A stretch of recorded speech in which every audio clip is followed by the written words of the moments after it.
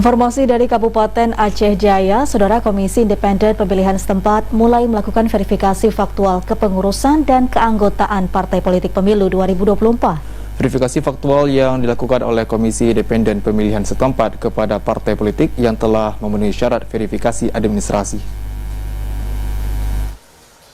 Komisi Independen Pemilihan KIP Aceh Jaya mulai menjadwalkan pelaksanaan verifikasi faktual kepengurusan partai politik. Kegiatan verifikasi dilakukan untuk 4 partai politik lokal dan 9 parpol nasional yang memenuhi syarat dari hasil verifikasi administrasi sebelumnya.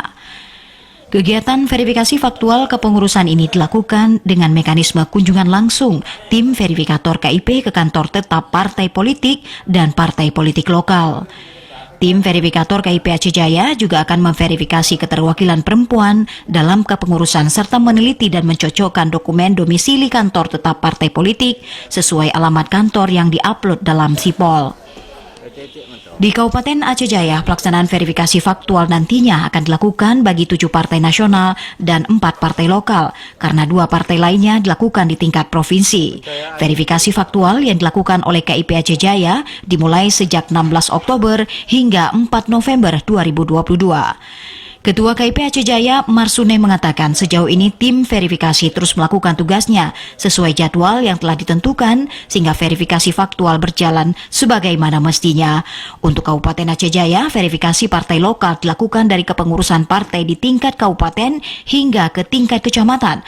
Namun untuk partai nasional hanya dilakukan di tingkat kabupaten, baik kepengurusan maupun keanggotaannya.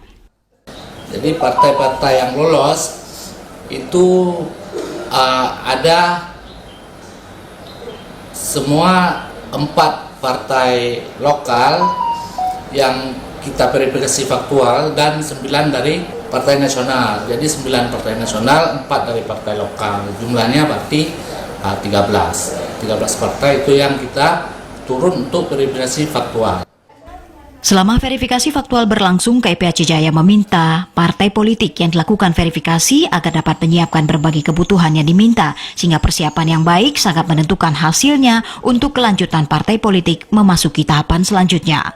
Dari Aceh Jaya, Musliadi, TVRI Aceh melaporkan.